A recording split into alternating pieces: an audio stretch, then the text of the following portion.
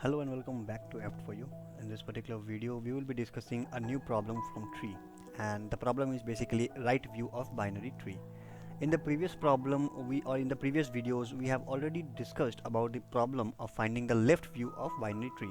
So this problem is very similar to that problem, right? The concept remains the same. That is, in that case, we were finding the left view, and here we are finding the right view. That is only the difference. For example, suppose this tree is here, and if I just draw this tree, suppose draw any random tree like 1 2 3 4 5 6 7 here, 8 here, right?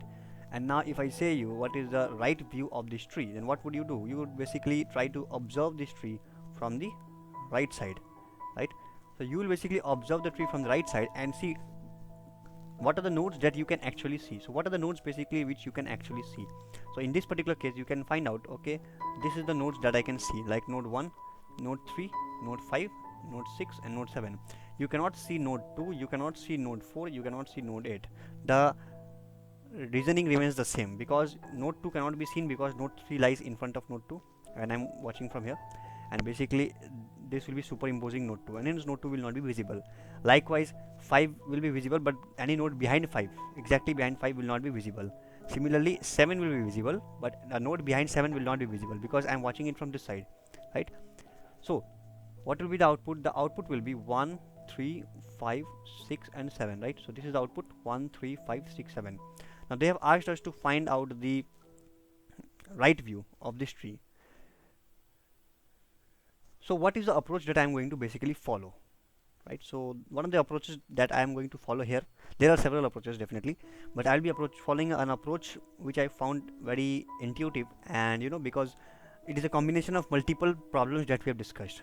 That makes it more interesting. That makes this approach more interesting, because I will just give you an intuition about what is actually happening. So if you pay attention to the right traversal, okay, right view of this tree, okay, how do you think we can use left view to find out the right view of this tree? Very simple. So if you just focus onto this tree has 1 2 3 4 5 6 8 and 7, right? Now if I am watching this tree from right side, I would be asked to give the right view of this tree. What I am going to do is, as per my algorithm, okay, as per the algorithm that I am going to follow right now, I am basically going to find the mirror image. Okay, so first of all, let's do one thing. First of all, find out what will be the output. Let us be aware of the output. So output will be nothing but 1 3 5 6 and 7, isn't it? You can agree this and this node will be the output of the right view. Anyways, now let us find the mirror image of this tree. Let us convert this tree into its mirror image. So what will happen? Basically 1 will be here, 3 will be here, 2 will be here, right? And then mirror image of the node subtrees of 3 will basically be 5 here, 4 here. Similarly 5 subtree 6, right? So 6 will be 6 here is the left child, but here it will become the right child. 8 7 will interchange their position, so it will be 7 and 8. So after I perform the mirror image of the tree, I will just find out the left view. That's it, nothing else. Find the left view. So we already know about how to find the mirror image of the tree. We have already a code for that. We have uploaded the video for that, and I also know how to find the left view of a tree. So mirror image plus left view will give me the right view. That's it. So the program that you used for finding the mirror image, use that, and the program that you used for finding the left view, use that. The combination of this code will together help you solve the problem of finding the right view. That will be my approach. So what will be the left view? So basically now left view of this mirror tree will be nothing but 1 3 5 6 and 7. 1 3 5 6 and 7, isn't it? That's exactly similar to the output that we are expecting. So let us do one thing. We know that this particular function will be called to find out the right view, and they will basically returning a vector integer. So we know how to deal with this. First of all, we will declare a vector integer.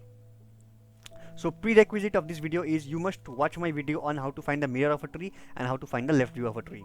So what I'm going to do is basically declare a vector of int, and that will basically be nothing but output, right? Now we know that first of all we will say output dot clear, right? And then I will basically call the function solve, and in this function solve I am basically going to find out the left view. All right, but before finding the left view, let me call the function mirror and pass the root node there, which means I want to convert this mirror tree. I want to convert this tree to its mirror tree, right? So I'll basically call the function mirror by passing the root node. So I should define the mirror function here. So I hope you have watched my video on mirror. So void mirror, what I'm going to get? I'm going to get the root node. So basically node star root. I will be very fast because I have already explained these things in my video. That is why the prerequisite is watch my video on mirror and watch my video on left view. You will get you will understand how this problem is working. So mirror problem, what will happen is basically I will be receiving the root node and then I'll check if root is equal to null. So if root is equal to null, what I'm going to do? I am simply going to say return, right? If you have watched the problem. Next, otherwise I should basically declare some nodes. Node star left child comma star right child. Why? Because left child will point to the left child of the root node, right child will point to the root right child. Now I should swap the pointers. Done. So once you swap the left child and the right child, now what should happen? Now root left should point to the left child and root right should point to the right child. That's done. Now we should basically call the recursively solve function, mirror function on the left subtree, right? These things all I have already explained in my video on mirror. Root left and mirror function is recursively called on root right. So I have basically called them, right? So once I have called them, basically my mirror tree is ready. So my tree will be ready and that will be my mirror tree. So basically if I have received this node, if I have received this tree and the root node is this, after I call the mirror function, it will convert this tree into this structure. So this is the structure of the tree. And now I know how to write the code for the left view, right? So I will just call the function solve, and you remember what do we do in the left view? I will solve it using recursive approach. So how do we solve left view? We declare max depth, right, is equal to 0. And what we used to do? We used to pass the root node, then we used to pass the height of the root node, suppose 1, and the address of the max depth. That's it. This will be called. So I will be declaring a function solve here. So void solve. What should I pass? The root node. So node star root. Done. Pointer variable h to store the height of the current node, comma a pointer integer type to store max depth, to store the address of max depth, right? So integer star max depth.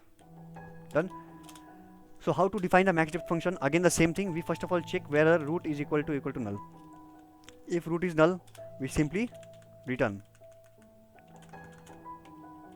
Otherwise what do? We check if the current height of the node, is greater than the current max depth. If it is greater, what do? We basically update, or we can say we basically update the max depth. We update the max depth to the current h value, and we know that we need to print, or we need to insert this particular node into our output vector. So output dot push back what? The root of data pushed, and finally what will I do? Basically if and only if the current node's height is greater than max depth, I will update the max depth to the current height, right? So if h dash is greater than max depth, then max depth value will be updated to h. Output dot push back root data. And what should you do? We should basically call this solve function, right? On what? On the left subtree. So solve, passing the root left. You need to pass the height of the next node, that will be h plus 1 because 1 more than the current height, comma, and just pass this one, max depth, this pointer, nothing else. Similarly for the right part, so root right, comma, so right child's height will be basically h plus 1. Let me just drop this, so it will be h plus 1, right? So h plus 1, comma, what, max depth, right? That's it.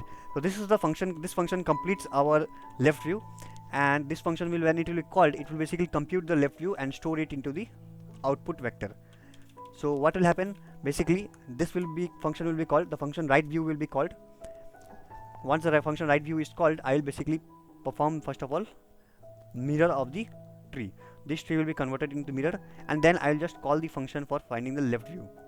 This function is for finding the left view, and this function is for doing the mirror.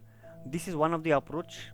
I basically brought up this approach in front of you because we have basically discussed these two problems, and just to show that how these concepts can be used to solve the particular problem that we are facing right now, the right view, right?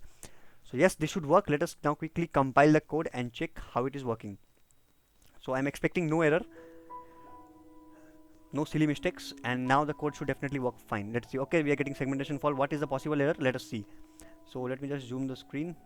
Maybe we are missing some silly thing. So basically, where are we? Okay, so we are not returning the output. See, return the output, right? Once we have solved it, we should basically return the output. Compile it.